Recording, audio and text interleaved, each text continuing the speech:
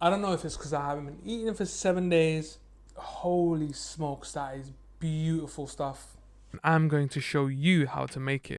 Stay tuned till the end of the video to see the results of our first week of fasting. Cue intro.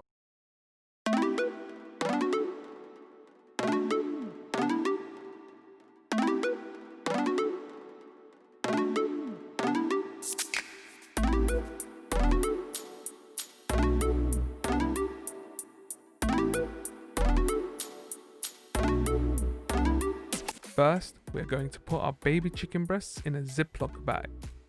Take your best olive oil bottle and mix mesh.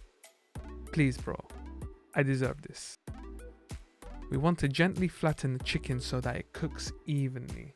Now hit them with some salt, some freshly cracked black pepper, lightly sprinkle some smoked paprika, and of course don't forget the garlic granules. Pat it down, repeat the process for the other side. And remember not to use this horrible angle for future videos. Turn on the heat and put your pan on. If you don't flip it, it won't taste as good.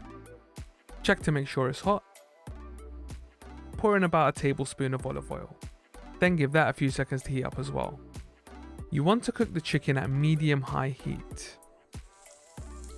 Take your chicken breast and lay it away from you skin side down. This will prevent you from splashing yourself with oil, as I would have done just there. Leave it to cook.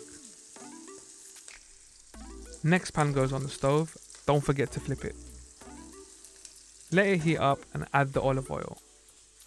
Drop in the mushrooms that you chopped in half off screen, add a pinch of kosher salt, some cracked pepper,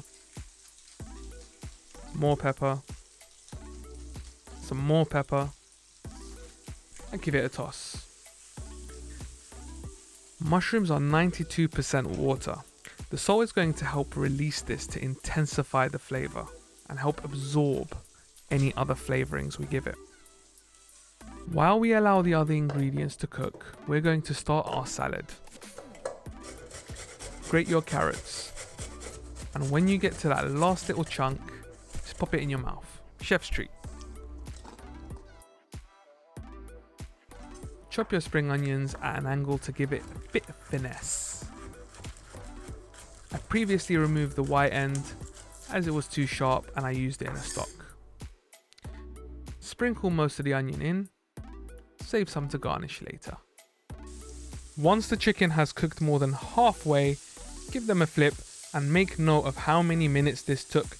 You're going to subtract 1 minute from that amount and let it cook that long on the other side. Then, as it's resting, the residual heat will finish the cooking process. This should give your chicken a beautiful char and leave it nice and juicy in the middle. Don't forget to periodically toss your mushrooms to spread the heat evenly. You'll know they're close to done when they actually start to develop a nice colour on the outside. Now take your fresh thyme, hold it by the stem and pull your fingers against the flowers to release them. Then give them a rough chop once through. I see people doing this wrong all the time, so listen up. Roll the lemon with pressure to soften the fibers. Do not cut the cross section. You want to cut vertically to the side. This gives you a lemon wedge which is easier to squeeze, de-seed, and it just looks better. As your chicken comes to a finish, add a knob of butter. That was probably too much, but better than too little. Throw in a clove of garlic. Turn off the heat. Our mushrooms have dehydrated and coloured beautifully, ready to absorb flavour. So let's give it some. Got butter, the fresh thyme, nice quick mix to infuse those flavours, and a healthy squeeze of lemon juice. Give it one final mix and switch off the heat. Now we baste our chicken with the garlic perfumed butter as it rests in the pan. Make sure to get both sides. If you take nothing else away from this video, please rest your meat before eating. This will give you a juicier result. As that's resting, we come back to our salad and drizzle a tablespoon and a half of extra virgin olive oil. A pinch of kosher salt. Maybe a pinch more. a generous squeezing of lemon juice, and mix. You must always taste to adjust the seasoning to your preference and liking. So always add slightly less than what you think you might need and calibrate later. I think this can do with a touch more salt and lemon.